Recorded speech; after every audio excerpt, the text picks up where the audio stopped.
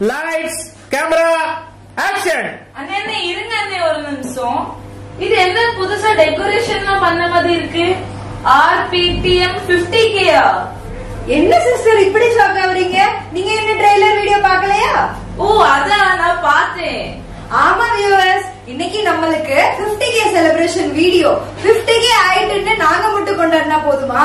அதனாலதான் நம்ம team members and உங்க கூட சேர்ந்து நம்ம இந்த டேயை கொண்டாட போறோம். இன்னைக்குள்ள ப்ரோக்ராம்ல நம்ம என்னெல்லாம் பண்ண போறோம்? இன்னைக்கு நம்ம சஸ்பென்ஸ்லாம் ரிவீல் பண்ண கூடாது. ஆமா ஆமா, நீங்க ஃபுல் வீடியோ எக்ஸைட்மெண்ட்ல இருந்து பார்க்கணும். அதனால நான் எதுவும் சொல்லலப்பா. வாங்க நம்ம வீடியோக்குள்ள இருந்து ஸ்டார்ட் பண்ணலாம். என்ன போய் போன் பார்த்துட்டு இருக்கா? ஐயோ இல்ல வினோ, நான் இப்போ பிரேக்ல நம்ம சேனல்ல உள்ள யூடியூப் கமெண்ட்ஸ் பார்த்துட்டு இருந்தேன். அதான் ஒரே ஷாக்கு. நிறைய பேரு இந்த வீடியோ பார்த்ததுக்கு அப்புறம் எனக்கு இவ்வளவு நல்லது நடந்திருக்கு, இந்த வீடியோ பார்த்ததுக்கு அப்புறம் இப்படி அப்படின்னு சொல்லி நிறைய சாட்சி போட்டிருக்காங்க. அதை பார்த்துட்டு இருக்கேன். என்ன அபி சம்பந்தமே எல்லாம் பண்ணிட்டு இருக்க? எனக்கு செலிப்ரேஷன் வீடியோ, நீ என்ன பண்ணிட்டு இருக்கா? ஐயோ இது என்ன சம்பந்தமே இல்லாதது. நம்ம அடுத்த செஷனே இத பத்தி தான். செலிப்ரேஷன் வீக்ல சாட்சி இல்லனா எப்படி? ஆமா வியூவர்ஸ், இதே மாதிரி நீங்க கமெண்ட்ஸ்ல போட்டிருக்க உங்க சாட்சி பத்தி தான் அடுத்த செஷன். வெறும் சப்ஸ்கிரைபருக்கு சாட்சி மட்டும் தான் இருக்குமா? அதான் இல்ல, நம்ம சப்ஸ்கிரைபர் கூட சேர்ந்து நம்மளோட டீம் மெம்பர்ஸ் நிறைய பேர் முன்னாடி சாட்சி கொடுக்காதவங்க எல்லாருமே சாட்சி கொடுக்க போறாங்க. ஓவர் டு சாட்சி செக்ஷன்.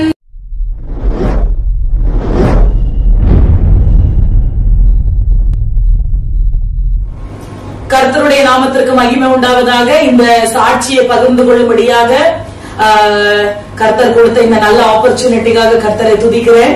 கடந்து வந்த பாதைகளை திரும்பி பார்க்கும்போது கண்ணீர் வருது. இருதயத்தின் ஆழத்திலிருந்து கர்த்தருக்கு நன்றி சொல்லையும் ஆண்டவரை துதிக்கிறதும் சொல்லிதான் மனசுல ஒரு எண்ணம் வருது. 25K சப்ஸ்கிரைபர் டைம்லயும் என்னோட சாட்சியை உங்ககிட்ட எல்லாருக்கும் பகிர்ந்திருப்பேன். அதுக்கப்புறம் இப்போ 3 வருஷம் ஆயிட்டு. சோ புதுசா வந்திருக்க சப்ஸ்கிரைபருக்கு என்னோட சாட்சியை பகிர்ந்து கொள்ள நான் கர்த்தரால ஏவப்படுகிறேன். இந்த நம்ம RPTM சபையில நான் இணைந்த வருஷம் 2016 ஆண்டு. அதற்கு முன்பாக நாங்களும் என்னுடைய குடும்பத்தார் எல்லாருமே, என் கணவர் தவிர, என் கணவர் 10 படிச்சுக்கிட்டு இருக்கும் போது அவங்க ஒரு கிறிஸ்டின் தான். நல்ல ஆவிக்குரிய ரீதியில அவங்க வளர்ந்து இருந்தவங்க தான். ஆனா நான் என்னோட ஃபுல் ஃபேமிலி பேக்ரவுண்ட் எல்லாருமே இந்து தான். அதுக்கப்புறம் எனக்கு ஏசப்பான யாருமே எனக்கு தெரியாது. நான் ரொம்ப சின்ன பிள்ளைல இருக்கும்போது ஒரு டைம் மட்டும் நான் VBSக்கு போயிருக்கேன். அதை தவிர எனக்கு ஏசப்பா எப்படி இருப்பாங்க, வசனம், சண்டே கிளாஸ், ஆராதனை, எனக்கு எதுவுமே எனக்கு தெரியாது. எனக்கு ஒரே ஒரு ஃப்ரெண்ட் எலிசபெத் அப்படின்னு சொல்லி இருந்தா. அவதான் ஃபர்ஸ்ட் என்னைய VBSக்கு கூட்டிட்டு போனான். அதுக்கப்புறம் அந்த VBS 10 நாள் நான் போகும்போதுதான் ஆதியிலே தேவன் வானத்தையும் பூமியும் சிருஷ்டித்தார் அப்படின்ற ஒரு வசனம் எனக்கு தெரியும். அதுக்கப்புறம் டைரக்டா நான் ரசிக்கப்பட்டது, ஆண்டவருக்குள்ள வந்தது 2016 ஆண்டு நம்ம RPTM சபையில ஒரு கன்வென்ஷன் கூட்டம் நடக்கும் போதுதான் நாங்க வந்திருந்தோம். அப்புறம் ஆவிக்குரிய இதுல நாங்க வளர்ந்து வரும்போது எனக்கு 5 வருஷம் குழந்தை இல்லாம இருந்துச்சு. ஏசப்பா கிட்ட அநேக நாட்கள் ஜெபித்த நாட்கள் உண்டு. கண்ணீரோடு ஜெபித்தோம். ஏன் நான் மட்டும் தனியா ஜெபிக்கல, பாஸ்டர் எங்க கூட சேர்ந்து ஜெபிச்சாங்க. பாஸ்டர் அம்மா, சபையில இருக்கிற அநேக குடும்பத்தார் எல்லாருமே எங்களுக்காக எப்படி சொல்ல கண்ணீரோடு ஜெபிச்சாங்க. ஏன்னா எல்லாரும் ஒவ்வொரு டைம் ஒவ்வொருத்தவங்க சொல்லுவாங்க, சாரதா பிரெக்னண்டா இருக்கும் போது அந்த வயிற்றுல கை வச்சுட்டு இருக்கிற ஒரு போட்டோ எனக்கு தேவை, நான் அதை பார்த்துட்டே இருப்பேன் அப்படின்னு சொல்லுவாங்க. நாங்க ஆராதனையில ஜெபிச்சுட்டு இருக்கும் போது பக்கத்துல இருக்கிறவங்க மறைமுகமா நான் கண்ணை மூடி ஜெபிச்சுட்டு இருக்கும் போது என் வயிற்றுல கை வச்சு ஜெபிப்பாங்க. அவ்வளவு பாசம் எங்க சபை மக்கள் என் மேல வச்சிருந்த பாசம் அவ்வளவு ஒரு கொள்ள அளவு பாசம். எங்க பாஸ்டர் அம்மா எனக்காக 21 நாள் உபவாசம் பண்ணி எங்களுக்காகவும் என் குடும்பத்துக்காகவும் பாரத்தோடு ஜெபிச்சுதான் இப்ப அழகான எங்க ஜூயட் பிறந்திருக்காங்க. இப்ப எங்க ஜூயட்க்கு 6 வருஷம் ஆகுது. கர்த்தர் எங்களை ஆசீர்வதிச்ச விதம் கிரகிக்கவே முடியாது. அந்த டைம்ல தான் 2020 ஆண்டு லாக்டவுன் ஆச்சு. லாக்டவுன் டைம்ல தான் இப்போ ஊழியத்தை செய்யணுமே. அப்போ இந்த மீடியா மினிஸ்ட்ரிக்கு முன்னால வாரத்துக்கு ஒரு நாள் வெளியே ஊழியத்துக்கு போறதெல்லாம் உண்டு.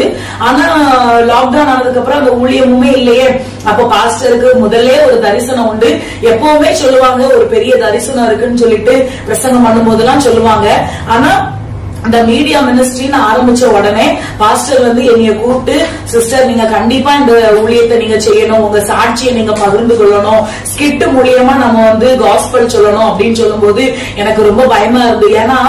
ஏன்னா எப்படி உங்ககிட்ட சொல்றது, நான்லாம் வந்து ரொம்ப நம்மளை யாருமே மதிக்க மாட்டாங்க. ஆக்சுவலி சொல்ல போனா நம்மளாம் வந்து அற்பமா எண்ணப்படுறவங்க, குடும்பத்தாரால நம்ம வந்து ஒதுக்கப்பட்டவங்க. ஆனா இப்ப வந்து ஏசப்பா வந்து உடைக்கப்பட்ட பாத்திரத்தை தான் உபயோகப்படுத்துகிறார் அப்படின்றத நினைச்சு பார்க்கும்போது எனக்கு ரொம்ப ஆச்சரியமா இருக்கு. ஆனா நான் நினைச்சு கூட பார்க்கல இந்த அளவுக்கு நாங்க நாடகம் எடுப்போம், இந்த அளவுக்கு நாங்க பேசுவோம், இந்த அளவுக்கு தேவனுடைய வார்த்தையை சொல்லுறதுக்காக இந்த அற்பமா எண்ணப்பட்ட பாத்திரத்தை ஆண்டவர் வந்து உபயோகப்படுத்துவார் என்று நாங்க வந்து நினைச்சு கூட பார்க்கவே இல்லை. அதே மாதிரி எங்க வீட்டுக்கார் வந்து அதிகமா நீங்க பாத்துருக்கவே மாட்டீங்க.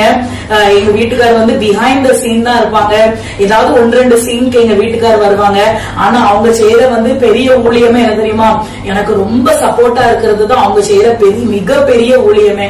ஏன்னா நைட்டு சில டைம் வந்து 12 மணி ஆயிரும், 1 மணி ஆயிரும், சில நாள் 2 மணி கூட ஆயிரும். ஆனா எங்க வீட்டுக்கார் ஒரு நாளுமே ஒண்ணுமே சொல்லாம எப்படின்னா எனக்கு ரொம்ப சப்போர்ட்டா இருப்பாங்க. ஏதாவது ஒரு சின்ன சின்ன வேலை இருந்ததுன்னா அந்த வேலை கூட எனக்கு அவங்க அழகா செஞ்சு தருவாங்க. இப்போ மீதியான காரியங்களை எங்க வீட்டுக்காரர் உங்களுக்கு சொல்லுவாங்க. இந்த என் ஒய்ஃப் எங்களுக்கு பேபி இல்லாம இருக்கும்போது என் ஒய்ஃப் வந்து சர்ச்சில் வந்து ஒரு வேண்டுதல் வந்து வச்சன்னைக்கு எங்களுக்கு குழந்தைய ஒண்ணு தாங்க, அந்த குழந்தை வந்துச்சுன்னா நான் ஊழியத்துக்கு முழு நேரமா ஒப்படைக்கேன், நான் என்ன அர்ப்பணிக்கேன் அப்படின்னு சொல்லி அவ வந்து ஒரு வேண்டுதல் பண்ணான். அந்த வேண்டுதல் பண்ணது மாதிரி அந்த வருஷமே எங்களுக்கு ஜூலைட் எங்களுக்கு கர்த்தரோட கிருபையில எங்களுக்கு ஒரு பெரிய கிஃப்டா கிடைச்சா. எங்க லைஃப்ல வந்ததுக்கு அப்புறம் எங்க வாழ்க்கையில ரொம்ப ரொம்ப அற்புதமா நடந்துச்சு, ரொம்ப சந்தோஷமான நிகழ்ச்சி நடந்துச்சு. ரொம்ப பார்க்கக்கூடாத கஷ்டங்கள் எல்லாமே பார்த்தோம். அது இல்லாம சபை மூலம் எல்லா மக்களும் எங்களுக்கு ஜூவேட் பார்க்கணும், எங்களுக்கு ஒரு குழந்தை கிடைக்கணும்னு சொல்லி ரொம்ப ஃபாஸ்டிங் எல்லாம் போட்டு 21 days ஃபாஸ்டிங் போட்டு எங்களுக்காண்டி ரொம்ப ப்ரேயர் பண்ணாங்க. அதுக்கு முன்னாடி எங்களுக்கு லைஃப்ல வந்து ஸ்ட்ரகிளிங் உண்டு. வெறும் கர்த்தரோட கிருபை அளவுக்கு அதிகமா இருக்கும். வெறும் ஒரே ஒரு குறைஞ்சிருந்தோம், சின்ன ஒரே ஒரு பார்ட் மட்டும் எங்களுக்கு இல்ல, பேபி மட்டும் இல்ல. அந்த ஒரு நாள் நாங்க பட்ட அவமானம் கொஞ்சம் கிடையாது, ரொம்ப வேதனைப்பட்டிருக்கோம். 2 பேரும் ரொம்ப அழுதுருக்கோம். வாழ்க்கையில ரொம்ப கஷ்டங்கள் நாங்க சகிச்சு அதுக்கப்புறம் வெளியே இருந்து குழந்தை வந்த பிறகு எல்லாருமே ரொம்ப பாசமா இருந்தாங்க. ஒரு 3 வருஷம் கழிச்சு லைஃப்ல எங்களுக்கு அப்படி ஒரு ப்ராப்ளம் வந்துச்சு. அந்த ப்ராப்ளம் நானும் என் ஒய்ஃபும் லைஃபே முடிச்சுக்கலாம் அப்படின்னு சொல்லி நாங்க முடிவு எடுத்திருந்தோம். திடீர்னு எங்களுக்கு அப்பதான் எங்களுக்கு பாஸ்டர் எங்ககிட்ட அப்பப்போ போன் பண்ணி பேசி எங்களை சேர பண்ணுவாங்க. ஒரு சகோதரர் போல எங்க கூட எப்பவுமே இருப்பாங்க. எங்களுக்கு எந்த லைஃப்ல எது நல்லது எது கெட்டதுன்னு சொல்லி எங்களுக்கு அப்பப்போ அவங்களுடைய ஒப்பீனியன் கொடுப்பாங்க. வசனம் மூலமே எங்களுக்கு ரொம்ப தியானிச்சு எங்களுக்கு ரொம்ப அந்த ஒரு சூசைட் பண்ண அந்த நோட்டை எங்களுக்கு மைண்ட்ல இல்லாத மாதிரி எரேஸ் பண்ணாங்க. அதுக்கப்புறம் அவங்க என்ன சொல்றாங்க, நீங்க கர்த்தரை நோக்கி விசுவாசிங்க, உங்களுக்கு அறியாத எட்டாதமான பெரிய காரியங்களை உங்களுக்கு அறிவிப்பேன் அப்படின்னு சொன்ன மாதிரி அந்த வசனம் சொல்லி நாங்க அதுக்கப்புறம் சின்ன சின்னதா வீட்டுல ப்ரே பண்ண ஆரம்பிச்சோம். தினமும் பண்ண மாட்டேன். என் ஒய்ஃப் அந்த தினமும் உட்காந்து ப்ரே பண்ணுவோம். நான் எப்ப ஆபீஸ்ல போறதுக்கு வர்றதுக்கு 3/4 மணி நேரம் 1 hour ஆகும். அந்த டைம்ல பைக்லயே டிராவல் பண்ணுவேன். அந்த டைம்ல நான் ப்ரே பண்ணிக்கிறேன். அப்படியே லைஃப் போயிட்டே இருந்துச்சு. அப்போ லைஃப்ல எனக்கு திடீர்னு ஒரு பெரிய பிரச்சனை வந்துச்சு. வீட்டுக்குள்ள என்னுடைய வீட்டுல ரொம்ப ஒரு பிரச்சனை இருந்துச்சு. அந்த டைம்ல ரொம்ப ரொம்ப கஷ்டமான நிலைமையில ரொம்ப முடியாத பிரச்சனை வந்து வெளியே வந்தோம். பாஸ்டரும் பாஸ்டர் எங்க கூட ரொம்ப ஹெல்ப் பண்ணாங்க. அது இல்லாம என் ஒய்ஃப் இந்த ஊழியத்துல அவங்க அர்ப்பணிச்சதுல இருந்து எங்களுக்கு எவ்வளவு பெரிய பிரச்சனை வந்தாலும் அது பண்ணிட்டு கூட அப்படியே அப்படியே வந்துட்டு அப்படியே அந்த சைடோட அப்படியே அது காணாமே போயிடும். கர்த்தருடைய கிருபை எங்க கூட நான் முத ஹாஸ்டல்ல சேர்ந்து எப்படி இருந்தாலும் 1997 இருந்து எனக்கு ஏசப்பை பத்தி தெரியும். அப்ப இருந்து நான் எப்பெல்லாம் இருக்கணும் அது வரைக்கும் எனக்கு பிரச்சனை வரும். அப்படி வந்துட்டு அது இன்னொரு சைடா அப்படியே ஏசப்பா கொண்டு போயிருவாங்க. அந்த நாள் முதல் இன்னும் வரைக்கும் எங்களை கண்ணின் மணி போல பாதுகாத்து கொண்டு இருக்காங்க. அதுக்கு கர்த்தருக்கு கூடான நன்றி. இவ்வளவு நேரமும் நாங்க சொன்ன சாட்சிகள் எல்லாமே நீங்க பாத்துட்டு இருந்திருப்பீங்க. உண்மையிலே நான் சொல்றேன், ஃப்ரைடே லைவ் பிரேயர்ல எல்லாம் கீழே அநேக மெசேஜ் நாங்க பாக்குறோம், அநேக கமெண்ட்ஸ பாக்குறோம். எங்களுக்குன்னு ஒரு பிரேயர் குரூப்ப பாஸ்டர் பண்ணி வச்சிருக்காங்க. அதுல எக்கச்சக்க பிரேயர் பாயிண்ட்ஸ் வரும். உங்களுக்கு நிறைய வருஷமா குழந்தை இல்ல அப்படின்னு சொல்லிட்டு நாங்க அதை பாக்குறோம். அதை பார்த்துட்டு உண்மையிலே நாங்க சொல்றோம், பாரத்தோடு உங்களுக்காக ஜெபிச்சுட்டு இருக்கோம். ஏன்னா நான் உங்ககிட்ட ஒரு சம்பவத்தை சொல்றேனே, இதே 2017 வருஷம் ஒரு ஆகஸ்ட் 15ஆம் தேதி ஆகஸ்ட் 15 ஒரு ஸ்பெஷல் பிரேயர் நடந்துட்டு இருந்துச்சு எங்க சர்ச்சில். அப்போ பாஸ்டர் வந்து சொன்னாங்க, யாரு யாருக்கெல்லாம் அவங்களுடைய பிள்ளைகளை நீங்க ஊழியத்துக்காக முழு நேரமா அர்ப்பணிக்கிறீங்க அப்படின்னு சொல்லி உங்க பிள்ளைகளை முன்னால அனுப்புங்க, அந்த பிள்ளைகளுக்காக நாங்க ஜெபிக்கிறோம் அப்படின்னு சொன்னாங்க. அப்போ பிள்ளைங்களும் போயிட்டாங்க, பிள்ளைகளோட அம்மாவும் போனாங்க, நானும் போயிட்டேன். எனக்கு அந்த டைம்ல குழந்தை இல்ல, அப்ப நானும் போயிட்டேன். அப்போ பாஸ்டர் அம்மாவுக்கு வந்து ஒரே டென்ஷன் ஆயிட்டு, என்னடா நான் சொன்னது வந்து அவங்களுக்கு புரியல போலன்னு திருப்பியும் சொல்றாங்க. எப்படின்னா, யாரு அவங்களோட குழந்தைய முதல்ல ஊழியத்துக்கு அர்ப்பணிக்க போறா அவங்க மட்டும் முன்னால வந்தா போதும்னு. நான் பின்னால போகவே இல்லை, நான் முன்னாலதான் நின்னேன். நான் இசப்பாட்ட அழுது ஜெபம் பண்ணது அதுதான். இசப்பா, நீங்க எனக்கு ஆம்பளை பையனை தந்தாலும் சரி, பெண் பிள்ளையை தந்தாலும் சரி, எனக்கு எந்த பிள்ளையை நீங்க ஃபர்ஸ்ட் தரீங்களோ அது உங்க ஊழியத்துக்கு. இசப்பா, அது உங்க ஊழியத்துக்குன்னு சொல்லி நான் விசுவாச அறிக்கை இட்டுட்டே இருப்பேன். நான் எப்பவும்லாம் நான் வந்து எப்படி சொல்ல, அந்த அவமானத்தின் பாதையில நடக்கும் போது யாரும் எதுவும் பின்னாலெல்லாம் பேச மாட்டாங்க, டைரக்டா பேசல ஏசிடுவாங்க. இவா எங்க பிள்ளை பெத்துக்கிட போறா, இவா எங்க இதை பண்ண போறா, இவா ஒரு மலடி அப்படின்னு என் பேஸ்லயே பேசிடுவாங்க. அப்போ வந்து மாம்ச பிரகாரமா அழுதுருவேன். ஆனா மனசுக்குள்ள நினைப்பேன், ஏசப்பா நீ எனக்கு தெரியும் இது வந்து உங்க நாம மகிமைக்கே தான் நீங்க அனுமதிச்சிருக்கீங்க அப்படின்னு. உண்மையிலே சொல்றேன், நீங்க பேஸ் பண்ற ஸ்ட்ரகிள் எல்லாமே ஆண்டவருக்கு தெரியும். நீங்க விசுவாச அறிக்கை விட்டுட்டே இருங்க, நீங்க நல்லா ஜெபிங்க. உண்மையிலே நான் சொல்றேன், புறஜாதியா இருந்த என்ன, விக்கிரகத்துக்கு அடிமையா இருந்த என்னையே ஆண்டவர் பார்த்து எனக்கு ஒரு பெண் குழந்தையை கொடுத்த ஆண்டவருக்கு கண்டிப்பா உங்க ஜெபத்தை கேட்பாங்க, கண்டிப்பா உங்க வாழ்க்கையில ஒரு அற்புதத்தை செய்வாங்க. அதனால நீங்க நம்பிக்கை மட்டும் தளரவே விட்டுறாதீங்க, ஏசப்பாயை மட்டும் விட்டு பின்வாங்கி மட்டும் போயிடாதீங்க, நல்லா ஜெபிங்க. ஏசப்பா உங்க ஜெபத்தை பார்த்து உண்மையிலே நான் சொல்றேன்ல, நெடுநாள் காத்திருப்பதோ மனதை இழைக்க பண்ணும், விரும்பினது வரும்போதோ ஜீவ விருட்சம் போல இருக்கும். அந்த விருட்சத்தை ருசிச்ச பார்த்த நாங்க கண்டிப்பா நீங்களும் ஒரு நாள் ருசிப்பீங்க, கவலையே படாதீங்க. உங்கள் துக்கம் கண்டிப்பா சந்தோஷமா மாறும். உங்க பிரேயர் பாயிண்ட்ஸ் எதுவா இருந்தாலும் சரி எங்க பாஸ்டரோட பகிர்ந்து கொள்ளுங்க.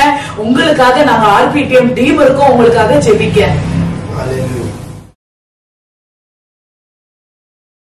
கர்த்தருடைய பரிசுத்த நாமத்துக்கு ஸ்தோத்திரம். எங்களையும் ஒரு சாட்சியா நிறுத்தின ஆண்டவருக்கு நான் மறுபடியும் நன்றி சொல்லிக்கிறேன். ஆக்சுவலா நாங்க வந்து கடவுள் அறியாத குடும்பத்துலதான் பிறந்து வளர்ந்தோம். ஸ்கூல் படிக்கும் போது தான் ஆண்டவர் நாங்க 2 பேருமே சொந்த ரட்சகரா ஏற்றுக்கொண்டோம். அதுக்கப்புறம் பாத்தீங்கன்னா எங்களுக்கு திருமணம் ஆகி நாங்க வந்து ராஜஸ்தான்ல வந்து இருந்தோம். எனக்கு வேலை வந்து ராஜஸ்தான்ல இருந்துச்சு, அதனால அங்க இருந்தோம். அப்பதான் 2020 லாக்டவுன் வந்துச்சு. லாக்டவுன் டைம்ல தான் வந்து நாங்க வந்து ஆர்பிடிஎம் மும்பை ஊழியத்தை அந்த ஷார்ட் பிலிம்ஸ் எல்லாம் பார்க்க ஆரம்பிச்சோம். எங்களுக்கு வந்து ரொம்ப வித்தியாசமா இருக்கும் அதை பார்க்கும்போது. எப்படின்னா, இது ஒரு ஸ்கிரிப்டடாவோ எங்களுக்கு என்னைக்குமே தெரிஞ்சதே இல்லை, ரொம்ப ரியலா இவங்க நடிக்கிறாங்க அப்படிங்கிறது. அது மட்டும் இல்லாம இன்னொரு விஷயம் என்னன்னா, ஒவ்வொரு நாடகத்துல இருந்தும் நம்ம உண்மையிலேயே நம்மளுக்கு தெரியாத ஒரு விஷயத்த சொல்லி கொடுத்து நம்ம திருத்துற மாதிரி வந்து எங்களுக்கு அது ஃபீல் ஆச்சு. நாங்க ரெகுலரா வந்து ஆர்பிடிஎம் மும்பை ஸ்கிட்ட தான் பார்த்துட்டு இருந்தோம். அதுக்கப்புறம் தான் கொரோனா டைம்ல எனக்கு வந்து பாம்பேல ஒரு வேலை கிடைச்சு நாங்க இங்க வந்தோம். இங்க வந்ததுல இருந்து எங்களுக்கு வந்து நாங்க ஆண்டவர்கிட்ட கேட்கிற ஒரு கான்ஸ்டன்ட் ரெகுலரான பிரேயர் பாயிண்ட் வந்து என்னன்னா, எஸ்ப்பா எங்களுக்கு இங்க கொண்டு வந்தது நோக்கம் என்ன, எங்களுக்கு பாம்பே நீங்க ஏன் கொண்டு வந்தீங்க அப்படின்னு சொல்லிட்டு நாங்க ரெகுலரா ஆண்டவர்கிட்ட கேட்டுட்டே இருந்தோம்.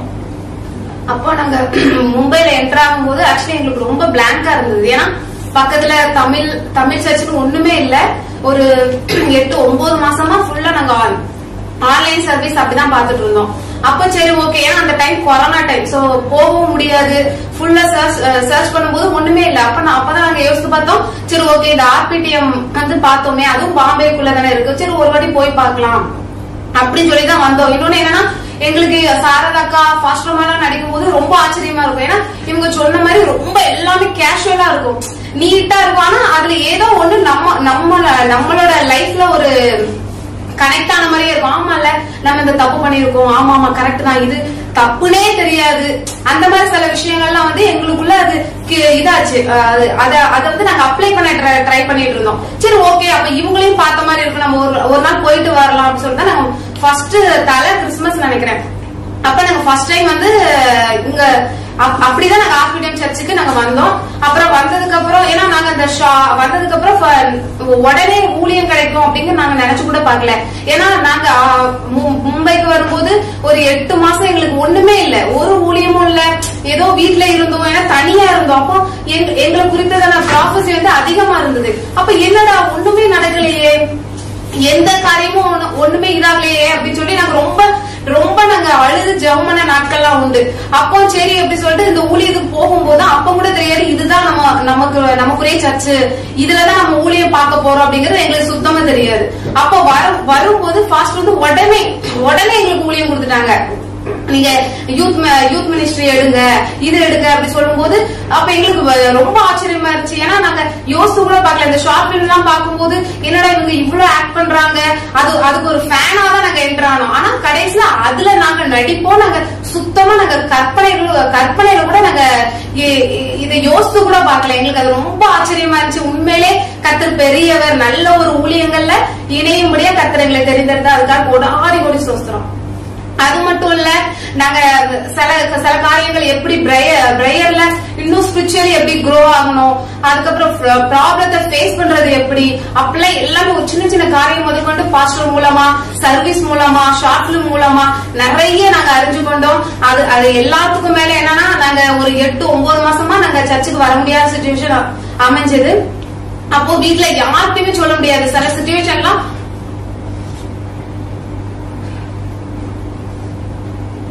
சில சிச்சுவேஷன் எப்படின்னா யார்ட்டையுமே ஷேர் பண்ண முடியாம இருக்கும். நிறைய நாள் நான் ஃபீல் பண்ண விஷயம் அப்படின்னா, ஒரு கட்டில நாங்க படுத்திருந்தாலும் அவன் அந்த சைடு திரும்பி அழுதுட்டு இருப்பான், நான் இந்த சைடு திரும்பி அழுதுட்டு இருப்பேன். ஏன்னா நாங்க யார்ட்டையும் ஷேர் பண்ணக்கூடாது, யாரோட கஷ்டமும் யாருக்குமே சொல்லவே வேண்டாம், அது இன்னும் கொஞ்சம் தான் கஷ்டப்படுத்தும் அப்படின்னு சொல்லிட்டு நிறைய நேரம் நினைச்சிட்டு இருந்த நாட்கள் அந்த நாட்கள். ஆனா நாங்க ஸ்ட்ராங்கா பிலீவ் பண்ணது என்னன்னா, அந்த நாட்கள்ல கூட எங்களை நினைவு வச்சு ஜோம் பண்ணது எங்க குடும்பத்தை காட்டில எங்க பாஸ்டமா தான் நான் வந்து கன்ஃபார்மா 100% சொல்ல முடியும். கிரிஜா சொன்னது போல நாங்க வந்த கொஞ்ச நாள் வந்து எனக்கு வந்து சண்டே லீவ் இருக்குது. சண்டே லீவ் இல்லாதனால எங்களால சர்ச்சுக்கே போக முடியாது. ஏன்னா நாங்க என்னைக்கு லீவ் இருக்கோம் அன்னைக்கு ஆன்லைன் சர்வீஸ் அட்டன் பண்ணுவோம். அட்டன் பண்ணிட்டு நாங்க அப்படியே தான் இருந்தோம். அதுக்கப்புறம் பக்கத்துல நாங்க சர்ச் பண்ணி பார்க்கும்போது தமிழ் சர்ச் இல்ல. அப்புறம் எங்களுக்கு அந்த கூகுள்ல பார்த்து இருந்த தமிழ் சர்ச்சுக்கெல்லாம் நாங்க கால் பண்ணி கேட்கும் போது எங்களுக்கு ஒரு ரெஸ்பான்ஸே இல்ல. ரெஸ்பான்ஸ்னா ஒரு இன்சைடு ஒரு ஃபீலே இல்ல. ஓகே, இதுதான் ஆண்டவர் நம்மள அனுப்புற சர்ச் அப்படிங்கறதுல ஒரு ஃபீலே இல்ல. அப்படி ஒரு கிறிஸ்துமஸ்க்கு தான் ஃபர்ஸ்ட் டைம் வந்து நாங்க ஆக்சுவலா ஆர்பிடிஎம் வந்தோம். அதுக்கப்புறமும் நாங்க ஃபர்ஸ்ட் டைம் வரும்போதும் அது ஒரு வெள்ளிக்கிழமை, அதனால எனக்கு வெள்ளிக்கிழமை லீவ் இருந்ததுனால அந்த கிறிஸ்துமஸ்க்கு வந்திருந்தோம். அதுக்கப்புறமும் எனக்கு சண்டே லீவ் இல்ல. அப்புறம் சண்டே லீவ் ஆனவுடனே நாங்க வர ஆரம்பிச்சோம். ஆனா வர ஆரம்பிக்கிறதுக்கு முன்னாடியே ஒரு வருஷம் கிட்ட நாங்க கண்டினியூஸா ஜெபம் பண்ணது ஆண்டவரே ஏசப்பா, எங்களை இங்க கொண்டு வந்து நோக்கம் என்ன, எங்களை நீங்க வந்து அப்படி சும்மா ஒரு இடத்துல வேலை வச்சு ஒரு இடத்துல வேலை கிடைச்சி எங்களை கொண்டு போறதுக்கு வந்து வைக்க மாட்டீங்க, நீங்க வச்சு எங்களை கூட்டு வந்து சித்த என்ன ஆண்டவரேட்டு நாங்க ரெகுலரா கேட்டுட்டே இருந்ததுதான். ஆனா இங்க வரும்போது உடனே வந்து அதாவது சர்ச்சுக்கு வந்து 2வது வாரமே எங்களுக்கு வந்து யூத் மீட்டிங் கையில பாஸ்டர் கொடுத்தாங்க. எங்க பாஸ்டர்மாவை பத்தி ஸ்பெஷலா இந்த டைம்ல மென்ஷனே பண்ணும். ஏன் அப்படின்னா நாங்க வந்து கொஞ்சம் தூரம் தள்ளி இருக்கிறோம் சர்ச்ல இருந்து. எங்களால வந்து ஃபர்ஸ்ட் டைம்ல ட்ரெயின்ல வரும்போது ரெகுலரா அதாவது எப்படின்னா முன்னாடி வந்து கரெக்டான டைமுக்கு தான் வர முடியும், கொஞ்சம் முன்னாடி பின்னாடி எந்த டைமே அட்ஜஸ்ட் பண்ண முடியாது, ட்ரெயின் டைமிங் வச்சு தான் வரும். ஆனா எங்க பாஸ்டர்மா வந்து என்ன சொன்னாங்கன்னா, ஃபர்ஸ்ட் டைம் வந்து நீங்க வந்து ஒரு நாள் முன்னாடி வந்து எங்க வீட்டுல தங்கிக்கோங்க, நீங்க வந்து எதையுமே குறிச்சு கவலையே படக்கூடாது, உங்க வீடு மாதிரி சாப்பாடோ இருக்கிற இடமோ, அதாவது நான் சிம்பிளா சொல்ல போனோம்னா ஒரு தலையான கூட எங்களுக்கு ஸ்பெஷலா வாங்கி, பெட்ஷீட் கூட எங்களுக்குன்னு ஒரு 2 பேருக்கும் தனித்தனி பெட்ஷீட் வாங்கி கொடுத்து எங்களை இருக்க வச்சு எங்களை ஊழியத்துல நாங்க இப்பவும் யோசித்து பார்த்துட்டு இருந்தோம்னா என்னென்ன ஊழியம் ஆர்பிடிஎம்ல இருக்கோ எல்லாத்துலயும் எங்களை இன்வால்வ் ஆகுறதுக்கு ஆண்டவருக்கு அடுத்தபடியா எங்க பாஸ்டருக்கும் எங்க பாஸ்டர்மாவுக்கு தான் நாங்க நன்றி சொல்லணும். அது மட்டும் இல்லாம கொஞ்ச நாள் நாங்க மீடியா மினிஸ்ட்ரி வந்து இணைஞ்சதுக்கு அதுக்கப்புறம் தான் ஆண்டவர் எங்களுக்கு கிளியரா சொன்னாரு எங்களுக்குள்ள ஊழியம் இதுதான் அப்படின்னு சொல்லிட்டு. அதாவது மெயின் விஷயம் நான் என்ன சொல்லணும்னா, ஆண்டவரை ஏற்றுக்கொண்டு எல்லாத்துக்குமே ஆண்டவர் வந்து அதிசயங்களை செய்யறது உண்டு. உங்களுக்கும் நிறைய செஞ்சிருக்கலாம், எங்களுக்கும் நிறைய செஞ்சிருக்காரு. நான் ஆர்பிடிஎம் வந்ததுக்கு அப்புறம் எனக்கு ஃபீல் பண்ண ரொம்ப பர்சனலா எனக்கு டச் பண்ண ஒரு விஷயம் என்னன்னா, அதிசயங்களை காட்டின அற்புதங்கள் எனக்கு நிறைய செஞ்சிருக்காரு. இப்ப நான் ஒரு 2 இன்சிடென்ட் உங்கள்கிட்ட ஷேர் பண்ணலாம் சொன்னேன்னா, என்னோட வண்டி வந்து ஒரு 25 to 27 கிலோமீட்டர் தான் கொடுக்கும். ஒரு தடவை எனக்கு கரெக்டா ஞாபகம் இருக்கு, இங்க இருந்து நான் எங்க வீட்டுல இருந்து இங்க வந்தோம் நாங்க சர்ச் முடிஞ்சிட்டு நாங்க போகும்போது எனக்கு தெரியும் வண்டி ரிசர்வ் ஆயிடுச்சுன்னா ஒரு 60 கிலோமீட்டர் இல்ல 65 கிலோமீட்டர் தான் மேக்சிமம் ஓடும் அப்படின்னு சொல்லிட்டு. இங்க இருந்து வந்து எங்களோட வீடு வந்து 80 to 85 கிலோமீட்டர். அப்படி இருக்கும்போது கொஞ்சம் தூரம் தான் போயிருக்கு, உடனே ரிசர்வ் வந்துட்டு. எனக்கு தெரியும் உறுதியா வண்டி வந்து ஃபுல்லா போகவே செய்யாது, எப்படினாலும் வண்டி நடுவில் நின்றுரும் அப்படின்னு சொல்லிட்டு நாங்க நினைச்சிட்டு நாங்க எப்பவுமே இங்க இருந்து சர்ச் முடிஞ்சு போகும்போது ஒரு கதையா பேசிட்டே போவோம். இந்த சர்ச்ல எப்படி இருந்துச்சு, அந்த நாடகம் அப்படி நடிச்சோம், இது எப்படி வரப்போகுது, அவங்களுக்கு இப்படி எங்களுக்கு எப்படி அப்படின்னு சொல்லிட்டு ஒரு காரியமா பேசிட்டே போவோம். அன்னைக்கு நாங்க 2 பேருமே சுத்தமா பேசவே இல்லை. வண்டி ஒரு குறிப்பிட்ட தூரம் போச்சு. தூரம் போன உடனே வண்டி நடு ரோட்ல நின்னுட்டு நான் ஆண்டவர்கிட்ட வந்து பர்சனலா ப்ரேயர் பண்ற விஷயம் என்னன்னா, நான் ரொம்ப பிராக்டிக்கலா ஆண்டவர்கிட்ட பேசினேன். ஆண்டவர்கிட்ட சொல்லும் போது, சபா என் தெருவுல தயவுசெய்து விட்டுறாதீங்க சபா அப்படின்னு சொல்லிட்டு நான் வந்து சொல்லிட்டு இருந்தேன். அப்போதான் நடுவில் வண்டி நின்றுட்டு கிரிஜெல்லாம் கேட்டா என்னாச்சு, என்ன செய்ய போறோம் அப்படின்னு சொல்லிட்டு, என் பாக்கெட்ல ரூபா கொஞ்சம் கூட கிடையாது. காயினா வந்து ஒரு 20 ரூபா மட்டும்தான் இருந்துச்சு. அப்போ வந்து சரி, நான் அந்த நேரத்துல ஒரு நிமிஷம் கண்ணு முடிஞ்ச உடனே, சபா எனக்கு தெரியாது, வீட்டுக்கு கொண்டு போய் சேர்த்துருங்க அப்படின்னு சொல்லிட்டு இது பண்ணும்போது என் வண்டி ட்ரை ஆகி உள்ள ஒரு சொட்டு பெட்ரோல் இல்லாம இருந்துச்சு. அதுக்கப்புறமும் வண்டி ஸ்டார்ட் ஆகி 9 கிலோமீட்டர் ஓட்டி எங்களை வீட்டுக்கு கொண்டு போய் பத்திரமா சேர்த்தார் ஆண்டவர். இன்னொரு இது பார்த்தோம், இன்னொரு இன்சிடென்ட் நான் சொல்லணும்னு உங்கள்கிட்ட ஷேர் பண்ணணும். என்னன்னா, ஒரு டைம் இதே மாதிரி தான் என் வண்டி நான் சொன்ன மாதிரி 25 இருந்து 21 கிலோமீட்டர் கொடுக்கும். 12 கிலோமீட்டர் 12 லிட்டர் கெப்பாசிட்டி. அப்போ வந்து 10 கிலோமீட்டருக்கு மேக்சிமம் ஒரு 270 கிலோமீட்டர் கொடுக்கலாம். ஒரு தடவை பைசா என்கிட்ட சரியா இல்ல. அப்ப நான் வரும்போது டேங்க் ஃபுல் பண்ணிட்டு வந்தாச்சு. ஃபர்ஸ்ட் டைம் வந்துட்டு போயிட்டு 2வது தடவை வந்துட்டு போயாச்சு. அப்போ மேக்சிமம் வந்து ஒரு 270 கிலோமீட்டர் ஓட வேண்டிய இடத்துல 340 கிலோமீட்டர் ஓடுறதுக்கு ஆண்டவர் கிருபை செய்தார். அதான் நான் முதல்ல மென்ஷன் பண்ண மாதிரி, ஆண்டவர் எங்களுக்கு எப்பவுமே அதிசயங்களை காட்டிலும் அற்புதங்கள் தான் எல்லா நேரத்திலையும் செஞ்சிருக்காருன்னு தான் சொல்லணும்.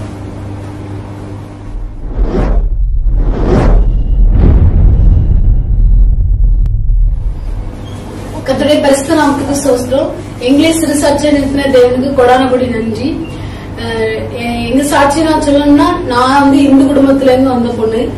இங்க வந்து ஆர்சி கிறிஸ்டின். நான் இந்துவா இருந்தாலும் நான் படிச்ச ஸ்கூல் வந்து கிறிஸ்டின் ஸ்கூல் தான். வீட்டுல சாமி, எங்க வீட்டுல எங்க அம்மா அப்பா எல்லாம் சாமி கும்பிடும் போதும் சரி, ஒரு குத்தலகு பூஜை அப்படிலாம் வைப்பாங்க. அதுக்கெல்லாம் நான் போகும்போது கூட ரொம்ப கொஸ்டின் கேட்பேன். இதெல்லாம் வணங்க கூடாதுன்னு சொல்லியிருக்காங்களே, இது உண்மையா? நான் நிறைய கொஸ்டின் கேட்பேன். யாராவது ஏதாவது ஒரு இது சொல்றாங்கன்னா நான் அதுக்கு வந்து கொஸ்டின் கேட்டே இருப்பேன். இது எப்படின்னு யோசிச்சுட்டே இருப்பேன். எங்களுக்கு குலதெய்வ கோயில்னு சொல்லி ஒரு கோயில் உண்டு. அங்க வந்து புது செருப்பெல்லாம் வாங்கி அடுக்கி வச்சிருப்பாங்க. அந்த செருப்பை வந்து நம்ம வந்து எடுத்து இப்படி உச்ச நிலையில இருந்து இப்படி கால் வரைக்கும் நம்ம அடிச்சுட்டே இருந்தோம்னா நம்மளுடைய பாவம் எல்லாம் நீங்கும் அப்படின்னு சொல்லுவாங்க. அப்போ நான் யோசிப்பேன், யாரு புதுச்சிருப்பாங்க, இதுக்கு எதுக்கு இங்க வந்து அடிக்கணும், நம்மளே வாங்கி நம்ம வீட்டுல அடிச்சுக்கலாமே, இதுக்கு எதுக்கு நம்ம இங்க வந்து அடிக்கணும், அப்படிலாம் வந்து குருட்டு கொஸ்டின் எல்லாம் ரொம்ப கேட்பேன்.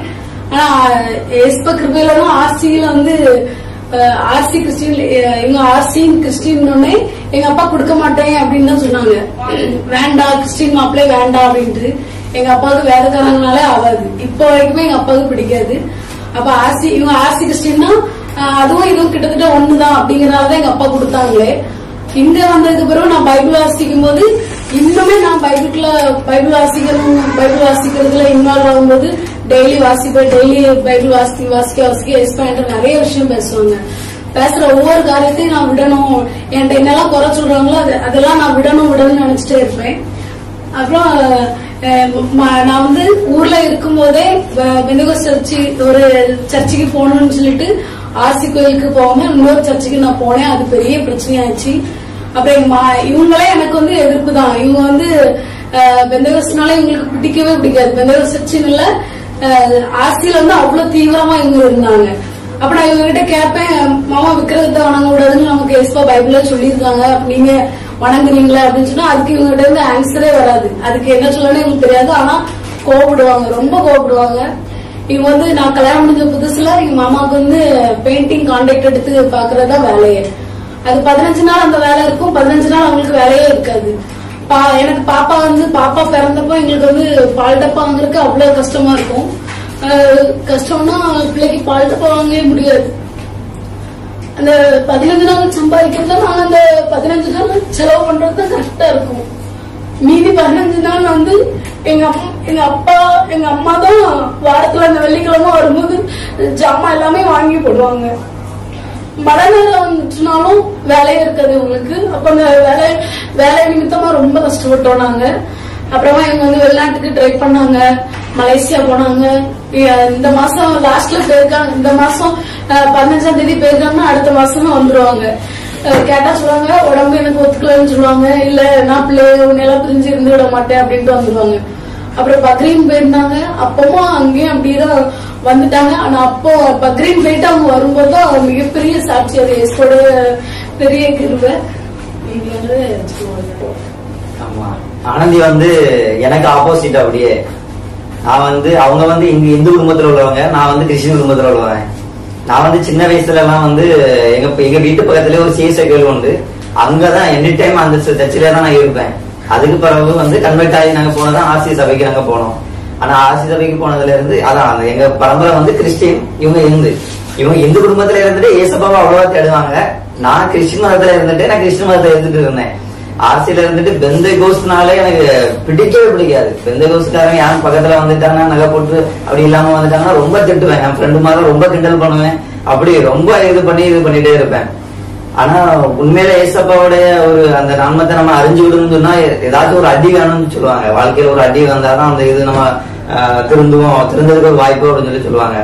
அதே மாதிரிதான் சொன்ன மாதிரி நான் பஹ்ரைன் போனேன். பஹ்ரைன் போய் ஒரு வேலை விஷயமா போனேன். போய் ஒரு 15 நாள்லயே வந்து அந்த கம்பெனியை மூட வேண்டிய நிலைமை ஆயிட்டு. அவங்களுக்கு கம்பெனி பெரிய லாஸ் ஆகி கம்பெனியை மூடிட்டாங்க. மூடினதுக்கு பிறகு மீதி ஒரு 15 நாள் வந்து விசா வந்து ஒரு மாசத்துக்குள்ள மறுபடியும் ரிட்டர்ன் விசா வந்து நான் மெடிக்கல் போடணும். போட்டு நான் ஒண்ணு அங்க கண்டினியூ வேலை பார்க்கணும், இல்ல நான் ஊருக்கு திரும்பி வரணும். என்னோட பாஸ்போர்ட் வாங்கி வச்சிருந்தவர் வந்து நான் இல்ல நீ ரிட்டர்ன் தான் போகணும், நான் பாஸ்போர்ட் தர மாட்டேன் அப்படின்னு சொல்லிட்டாரு. அப்ப மீதி இருக்கிற 15 நாள் வந்து என் கையில பைசா எதுவுமே இல்ல. சாப்பாடு ரொம்ப கஷ்டப்பட்டேன். அப்போ வந்து என்ன சூழ்நிலையில வந்து டெய்லி எனக்கு போன் பண்ணுவா. என் குரலை கேட்ட உடனே சொல்லுவா, உங்க குரலாம் ஒரு மாதிரி இருக்கா, உங்களுக்கு என்ன ஆயிட்டு கேட்டே இருப்பா. அப்ப நான் அவட்ட சமாளிச்சுட்டே இருந்தேன். பசி தாங்க முடியல, 15 நாள் போயிட்டே இருக்கு, இவ்வளவு நாள் தான் மறைக்க முடியும். ஒரு கட்டத்துல உண்மையை சொல்ல வேண்டிய நிலைமை வச்சுட்டு கம்பெனியில மூடிட்டாங்க, நான் ஊருக்கு வர நிலைமை தான் ஆக போகுது அப்படின்னு சொல்லும் போது இவங்க என் மேல ரொம்ப கோபப்பட்டதுக்கு காரணம் எங்க அண்ணன் வந்து இவர்கிட்ட சொல்லிட்டான், ஃபாரின்ல தான் இருக்காங்க அவங்க. நான் தான் வேலையை விட்டு போற மாதிரி இவர்கிட்ட இவங்கிட்ட எங்க அம்மாட்ட எங்க மாமா அத்தை எல்லாத்தையும் இப்படி சொல்லிட்டாங்க. அப்ப எல்லாரும் என்னையும் போன் பண்ணி திட்டுறாங்க, கம்பெனி நடந்துதானே இருக்கு, நீ ஏன் போறான்னு சொல்லி. அப்ப எனக்கு மன உளைச்சல் ரொம்ப ஜாஸ்தியா இருந்துச்சு. என்ன பண்ணப்பா, இது வெளிநாட்டுல யாருக்கும் தெரியாத இடத்துல பசியும் பட்டினியமா நம்ம இருக்கோம் அப்படின்னு சொல்லி அது ரொம்ப இக்கட்டான சூழ்நிலை தான் இருந்துட்டு இருந்தேன். அப்போ ரூம்ல நான் தனியா இருக்க முடிச்சல ஒரு நாள் வந்து எனக்கு ஜோமோனன் போல தோணிட்டே இருந்துச்சு. அப்ப ஜோமோனன்னா அங்க உள்ள ஃபாரின்ல அந்த ரூம்ல வந்து ஃபுல்லா பேச்சுலர்ஸ், அவங்க வந்து சிகரெட் அடிக்கிறது தண்ணி அடிக்கிறது அப்படிதான் இருந்துட்டே இருப்பாங்க. அந்த ரூம்லயே வந்து ஏதோ நான் பாருக்குள்ள இருந்தா எப்படி இருக்கும் அதே மாதிரி இருந்துட்டே இருக்கும். அப்போ வந்து நான் பைபிள் வச்சிருப்பேன். ஆனா பைபிளுக்கு அகைன்ஸ்டா தான் நான் இருப்பேன். ஆனா ஏதோ இந்த தலைமாட்டில வச்சு பைபிள் வச்சு தூங்குற ஆட்கள் தான் நாங்க. அப்படி இருக்கிற நேரத்துல ஜோமோனு தோணுது. ஆனா எங்க போவேன் எங்க போய் ஜோமோனு எதுவுமே தெரியல. அப்ப அந்த ரூம்ல பக்கத்துல மலையாளத்துக்காரங்க ஒருத்தர் இருந்தாங்க, அவங்கள கேட்டேன் ஜோமோனன் போல தோணுது, நான் எங்கேயாச்சும் போலாமா அப்படின்னு சொல்லி கேட்க முடியல. ஒரே ஒரு நம்பர் மட்டும் கொடுத்தாங்க, நீ இந்த நம்பரை கான்டாக்ட் பண்ணு, உன்னை அவங்க வந்து சர்ச்சைக்கு கூட்டு போவாங்க அப்படின்னு சொன்னாங்க. அப்போ தெரியாத அவங்க தான் எனக்கு ஒரு 10 ரூபா அங்க உள்ள பைசா கொடுத்தாங்க, நீ போயிட்டு வாமா அப்படின்னு சொல்லி. அப்ப அங்க போன் அடிச்சு அந்த இடத்துக்கு நான் போயிட்டேன். போயிட்டு பெரிய கேட்டு இருந்துச்சு. கேட்டு இருந்தோடனே நான் கேட்டை ஓபன் பண்ணி உள்ள போறேன். அது பெரிய பெந்தகோஸ்ட் சர்ச். அது எனக்கு அது என்னால ஜீர்ணிக்க முடியல.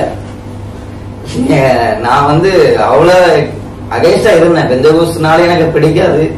இவ கல்யாணம் முடிஞ்சு வந்த பிறகு பெந்தகோஸ்டுக்கு போனேன்னு உடனே எங்க அக்காவை நான் வர வச்சு எங்க அம்மாவை நான் வர வச்சு இவளை திட்டுனேன். நீ இவ பெந்தகோஸ்ட் கோயில் போறா, இவளை திட்டுங்க அப்படின்னு சொல்லி வீட்டுல பெரிய சண்டை நான் உருவாக்குனேன். இவளை பெந்தகோஸ்ட் போக கூடாதுன்னு ஆக்கி. ஆனா ஏசப்பா என்னை கொண்டு போய் நிப்பாட்டின இடம் வந்து ஒரு பெந்தகோஸ்ட் சர்ச்சு. எல்லாரும் அங்க வெள்ளை ட்ரெஸ் போட்டுட்டு அங்க இருந்தாங்க. எனக்கு நான் உள்ள அந்த கேட்டுலயே நிக்கிறேன், உள்ள போவா வெளியே வரவா, உள்ள போவா வெளியே போவான்னு சொல்லி யோசிச்சுட்டே இருந்தேன். உடனே நிறைய பாத்ரூம் கேட்டேன், அவங்க வாஷ்ரூம் போகணும் எப்படி போகணும்னு சொல்லி கேட்டேன். ஒருத்தங்க சொன்னாங்க, நான் வாஷ்ரூம் போனேன். கதவை பூட்டிட்டு உள்ள இருந்து அழுதேன், கதறி அழுதேன். எதுக்கு நீங்க கூட்டு வந்தீங்க, நான் எனக்கு இது பிடிக்கவே பிடிக்காது, அந்த இடமே எனக்கு பிடிக்காது, திரும்பி போட்டா அப்படின்னு. திரும்பி போக மனசே வர மாட்டேங்குது. ஒரே ஒரு குரல் கேட்டே இருக்கு, நீ உள்ள போன்னு சொல்லிட்டே இருந்துச்சு. சரி என்னதான் நடக்கு, சரி பாப்போமே, மறுபடியும் நான் ஏதோ ஒண்ணு இருக்கு சொல்லிட்டு மறுபடியும் தான் கேட்டு திறந்து உள்ள போனேன். 3 மணி நேரம் பிரேயர் ஆராதனை நடந்துச்சு. அதுல 2 மணி நேரம் நான் முழங்கால் போட்டு, நான் 1 மணி நேரம் பாத்ரூம்ல இருந்தேன். 2 மணி நேரம் நான் முழங்கால் போட்டு அழதான் செஞ்சிருக்கேன். எதுக்கு நீங்க கூட்டு, ஒரே ஒரு கேள்வி தான், எதுக்கு எங்க நீங்க கூட்டு வந்தீங்க, அந்த கேள்விக்கு மட்டும் நான் கேட்டுட்டே இருந்தேன். எனக்கு விடையே தெரியல. அழுதுட்டு நான் எதிர்த்து போயிட்டேன். இப்ப நிறைய பேர் நீங்க கவனிச்சாங்க, இந்த பையன் ஏதோ கஷ்டத்துல இருக்க அழுதுட்டு போறான் அப்படின்னு சொல்லி சொன்னாங்க. நெக்ஸ்ட் வாரம் 3வது வாரம் நான் பம்பாய்க்கு வந்துட்டேன். 2வது வாரம் நான் மறுபடியும் அந்த சர்ச்சுக்கு நான் எனக்கு போகணும் போல ஆசையா இருந்துச்சு. 2வது வாரம் நான் போனேன். நானே போன உடனே எல்லாரும் போன உடனே என்கிட்ட பேசினாங்க. போன உடனே வந்து தம்பி தானே நீ அப்படின்னு சொல்லி எல்லாரும் பேசினாங்க. அப்போ ஒரு சில இந்த விஷயம் கம்பெனி நடந்த விஷயத்தை எல்லாத்தையுமே நான் ஓப்பனா அவங்ககிட்ட பேசினேன்.